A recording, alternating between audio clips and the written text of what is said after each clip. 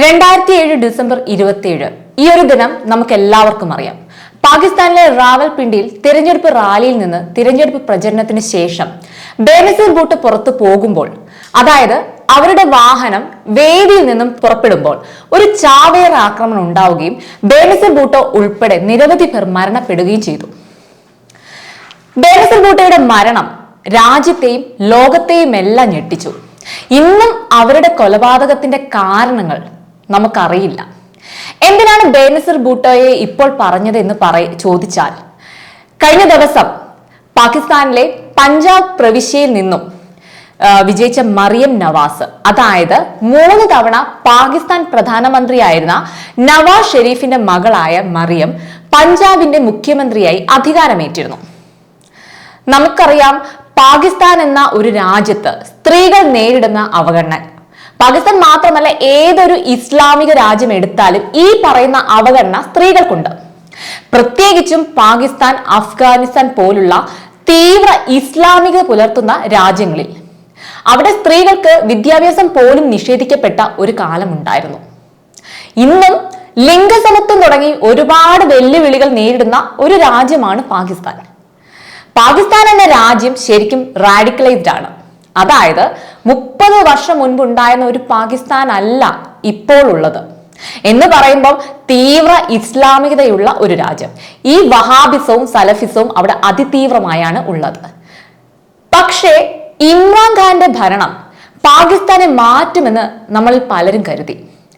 ഇമ്രാൻഖാൻ 5 വർഷം നീണ്ട ഭരണത്തിൽ പാകിസ്ഥാന് ലഭിച്ചത് എന്താണ്? മതം കുത്തിവെച്ച് തീവ്ര ഇസ്ലാമികത സ്പ്രെഡ് ചെയ്തു. ഇത് ടെററിസം വളർത്തി. ടെററിസം അഴിച്ചുവിട്ട ഒരു ഭരണാധികാരിയായിരുന്നു ഇമ്രാൻഖാൻ. പോരാത്തതിന് ഇപ്പോൾ താലിബാന്റെ പ്രസൻസും കൂടെ അവിടെ ഉണ്ട്. താലിബാൻ പാകിസ്ഥാനിലേക്ക് വരുന്നത് തന്നെ എന്തിനാണെന്നറിയോ?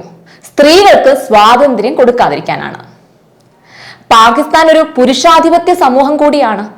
അവിടെ പുരുഷന്മാരാണ് പ്രാഥമിക അധികാരികൾ, പിന്നെയുള്ളൂ സ്ത്രീകൾക്കുള്ള അധികാരം. ഇവിടെ നിന്നും ഒരു സ്ത്രീ അധികാരത്തിലേക്ക് വരിക എന്നത് വലിയ ഒരു മാറ്റത്തെയാണോ പാകിസ്ഥാനിൽ സൂചിപ്പിക്കുന്നത്? അതോ ബേനസീർ ഭൂട്ടോയുടെ അവസ്ഥയാകുമോ എന്നുള്ളതും എനിക്ക് തോന്നുന്ന ഒരു ചോദ്യമാണ്. ഒരു മുസ്ലിം ഭൂരിപക്ഷമുള്ള, അതും മതപരമായിട്ടുള്ള ഒരു രാജ്യത്ത് അവിടുത്തെ ഗവൺമെന്റിന്റെ തലപ്പത്തെത്തുന്ന ആദ്യ വനിതയായിരുന്നു ബേനസീർ ഭൂട്ടോ. ഒരുപാട് അഴിമതി ആരോപണങ്ങളും സംഘർഷങ്ങളും ബേനസീർ ഭൂട്ടോ നേരിട്ടിരുന്നു. അവസാനം അഴിമതി ആരോപിച്ച് അവരെ അധികാരത്തിൽ നിന്നും പുറത്തിറക്കി. അവിടെയും തീർന്നില്ല. അഴിമതി ആരോപിച്ച് ഇറക്കിയ ശേഷം ബേനസീർ ഭൂട്ടോ കുറച്ചു കാലം വിദേശത്തായിരുന്നു. അവരവിടെ ഒതുങ്ങിക്കൂടുമെന്ന് പലരും കരുതി. എന്നാൽ വീണ്ടും ബേനസീർ ഭൂട്ടോ അധികാരത്തിലേക്ക് കാല് കുത്താൻ ഒരുങ്ങുമ്പോഴായിരുന്നു അവരെ കൊലപ്പെടുത്തിയത്. ഒരു സ്ത്രീ ആയതുകൊണ്ട് മാത്രമാണ് അവരെ പാകിസ്ഥാൻ ഉയർന്നു വരാൻ സമ്മതിക്കാതിരുന്നത്. ഇനി താലിബാൻ അവിടെ സ്ഥാനം ഉറപ്പിക്കുക കൂടി ചെയ്താൽ പാകിസ്ഥാൻ പൂർണ്ണമായും തകരുകയും ചെയ്യും. ഇതെല്ലാം അറിഞ്ഞിട്ടാണ് നവാസ് ഷെരീഫ് തന്റെ മകളെ മുഖ്യമന്ത്രി പദവിയിലേക്ക് എത്തിച്ചത്. ഷെരീഫിന്റെ ഉദ്ദേശം ഭരണം കുടുംബത്തിന്റെ കയ്യിലേക്ക് പിടിച്ചെടുക്കുക എന്നതാണ്. അതിനാണ് മകളെ ആ സ്ഥാനത്ത് കൊണ്ടുവരുത്തിയത്. അല്ലാതെ ഈ മറിയം നവാസ് ഷെരീഫ് ഒരു പൊളിറ്റിക്കൽ ഫിഗർ ഒന്നുമല്ല. മറിയം നവാസ് PNMന്റെ വൈസ് പ്രസിഡന്റ് ആയിരിക്കുന്ന സമയത്ത് നവാസ് ഷെരീഫിനെയും മകളെയും അഴിമതി കേസിൽ അന്വേഷണം നടത്തിയിരുന്നു. പിന്നീട് അവരെ കുറ്റവിമുക്തരാക്കുകയായിരുന്നു. ഇതെല്ലാം ഉണ്ടായിട്ടും ഉള്ളത് വുമൺ പൊളിറ്റിക്കൽ പവറിൽ എത്തിയത് കൊണ്ട് മാത്രമാണ്.